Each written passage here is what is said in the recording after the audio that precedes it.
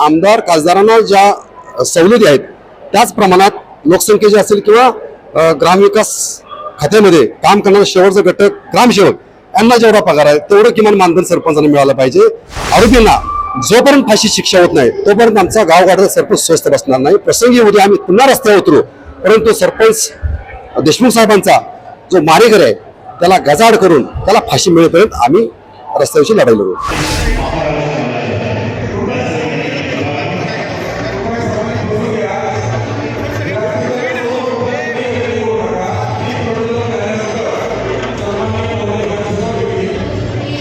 माननीय आमदार सुहास भैया बाबर, माननीय गौरव भाऊ नाईकवडी मी उल्लेख केला त्या कायद्यामध्ये होत नाही अशातला भाग नाही, काही ठिकाणी होतं। अनेक ठिकाणी मग मुख्य कार्यकारी अधिकाऱ्यांकडे तक्रार येते की अमुक एका महिला भगिनीच्या ग्रामपंचायतीमध्ये तिचा पती बाजूला बसतो आणि काम चालवतो, अशा पद्धतीच्या अनेक तक्रारी मॅडम तुमच्याकडे आलेल्या असतील। तुम्ही काही निकाल दिला की त्याच्यावर विरोधात आम्ही कमिशनरकडे जातो, कमिशनरचा निकाल दिला की आम्ही शासनाकडे जातो आणि शासनानं निकाल दिला की आम्ही हायकोर्टाकडे जातो। मला असं वाटतं की स्थानिक स्वराज्य संस्थांमध्ये महिला भगिनी देखील अतिशय चांगल्या पद्धतीनं काम करतात, हे महाराष्ट्रानं देशाला दाखवून दिलेलं आहे। त्याच्यामुळे सरपंच महिला देखील या महाराष्ट्रामध्ये आदर्शवत काम करतायत, या जिल्ह्यामध्ये आदर्शवत काम करतायत, हा माझा 100% दावा आहे। आणि म्हणून सरपंचांनी अतिशय चांगल्या पद्धतीने काम केलं पाहिजे। आणि तुम्हाला काम करत असताना तुम्ही सल्ला कोणाचा घेता?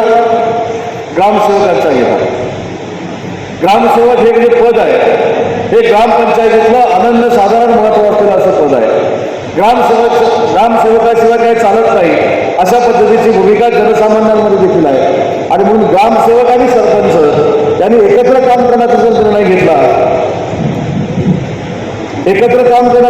घेतला, तर मला असं वाटतं गावाचा विकास हा नक्की होऊ शकतो। ग्रामसेवकानं सरपंचांवर दबाव आणायचा नाही आणि सरपंचांनी ग्रामसेवकावर दबाव आणायचा नाही, हा जर अलिखित नियम करून घेतला तर महाराष्ट्राच्या गावामध्ये विकासाशिवाय तुम्हाला काही दिसणार नाही। त्याच्यामुळे सरपंचांनी देखील आपला हुद्दा, आपलं पद, आपली खुर्ची ही किती महत्वाची आहे हे समजूनच काम करणं गरजेचं आहे। नमस्कार, अखिल भारतीय सरपंच परिषदेच्या वतीनं सांगली जिल्ह्यातील तासगावमध्ये आज सरपंच संवाद मेळाव्याचं आयोजन करण्यात आलेलं होतं। सरपंचांच्या विविध मागण्या आहेत त्या सरकार दरबारी मांडल्या गेल्या पाहिजेत, हा एकमेव उद्देश या परिषदेच्या पाठीमागचा होता।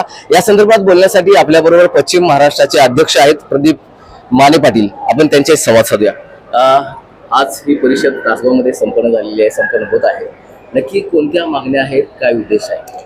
आमच्या मागण्या अशा आहेत, वर्षानुवर्ष गावगाड्यात काम करणारा सरपंच हा शासकीय योजना राबवत असतो, परंतु आज त्यांचा मानधनाचा जो विषय आहे तो या ठिकाणी आम्ही मांडलेला आहे। कारण आमचे जवळच्याच कुटुंबातील म्हणजे कोतवाल यांना 15,000 पगार आहे आणि आज सरपंचांना 3,000 पगार आहे, म्हणजे मानधन मिळते। तर आमची मागणी अशी आहे की आमदार खासदारांना ज्या सवलती आहेत त्याच प्रमाणात लोकसंख्येचे असेल किंवा ग्रामविकास खात्यामध्ये काम करणारा शेवटचा घटक ग्रामसेवक यांना जेवढा पगार आहे तेवढं किमान मानधन सरपंचांना मिळालं पाहिजे, त्यांना विमा मिळाला पाहिजे, त्यांना संरक्षण मिळालं पाहिजे। आणि ह्या सगळ्या गोष्टी येत असताना गावगुंडाकडून त्रास होत असतो, सरपंचांना विशेष संरक्षण मिळालं पाहिजे। त्याचबरोबर जसा मुख्यमंत्र्यांना फंड असतो तसा सरपंचांना विशेष फंड मिळाला पाहिजे, जेणेकरून ग्रामविकासातील शेवटचा घटक त्यांना न्याय देता येईल। अशा अनेकशा मागण्या घेऊन आज या ठिकाणी सरपंच संवाद कार्यक्रम आपण आयोजित केला। खरं तर पाहायला गेलं तर बीडचे जे सरपंच आहेत संतोष देशमुख यांच्यावर जो हल्ला झाला, त्यांचा खून करण्यात आला, त्या संदर्भात काही चर्चा या परिषदेमध्ये होणार आहे? हो, मसाजोगचे सरपंच संतोष देशमुख यांचा निगरून खून केला, हाल करून मारलं, महाराष्ट्रातून प्रत्येक स्तरावरून त्याचा निषेध झाला, परंतु आरोपींना फाशीची शिक्षा मिळाली पाहिजे अशी मागणी अखिल भारतीय सरपंच परिषदेने मांडली। अनेक आरोपी जरी आज आले असतील तर काही आरोपी आजही बाहेर आहेत आणि या आरोपींना जोपर्यंत फाशी शिक्षा होत नाही तोपर्यंत आमचा गावगाड्याचा सरपंच स्वस्थ बसणार नाही। प्रसंगी उद्या आम्ही पुन्हा रस्त्यावर उतरू, परंतु सरपंच देशमुख साहेबांचा जो मारेकरी आहे त्याला गजाआड करून त्याला फाशी मिळेपर्यंत आम्ही रस्त्यावरची लढाई लढू। आज या परिषदेचं उद्घाटन उद्योग मंत्री उदय सामंत यांच्या हस्ते झालेलं आहे। ते इथं आले, त्यांनी काही आश्वासनं दिलीत, त्याला काही ठोस असं आश्वासन तुमच्यासाठी होणार? हो, आज या ठिकाणी उद्घाटक म्हणून या राज्याचे उद्योगमंत्री उदयजी सामंत साहेब आले। खूप चांगल्या पद्धतीने निकोप वातावरणामध्ये या ठिकाणी संवाद सरपंच त्यांनी साधला। अनेक सरपंचांच्या व्यथा अडचणी मांडल्यानंतर त्यांनी त्याच्यावरती छानपैकी स्पष्टीकरण दिलं. शिवाय भविष्यामध्ये वारंवार अशा बैठका घेऊन सरपंचाचे प्रश्न मार्गी लावू असं त्यांनी आश्वासन दिलेलं आहे. नक्कीच हे होते आपल्या सरपंच परिषदेचे पश्चिम महाराष्ट्राचे अध्यक्ष प्रदीप माने पाटील. सरपंच परिषदेची अशी मागणी राहिलेली आहे की सरपंचांना मिळणारं जे मानधन आहे ते अत्यंत तुटपुंज आहे.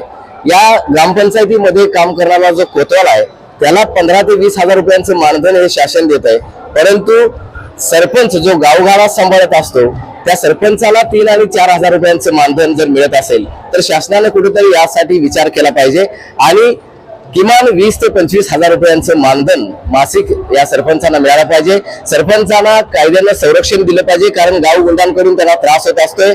त्याचबरोबर बीडचे जे आपले सरपंच आहेत संतोष देशमुख, ज्यांच्यावर हल्ला झाला, त्यांचा खून करण्यात आला, अशा तऱ्हेनं इतर कुठल्याही महाराष्ट्रातील सरपंचांवर हल्ला होऊ नये म्हणून शासनाने त्याची दक्षता घेतली पाहिजे अशी मागणी या निमित्तानं या परिषदेमध्ये घेण्यात आलेली आहे. मोहन राजमाने, नवराष्ट्र न्यूज साठी, सांगली.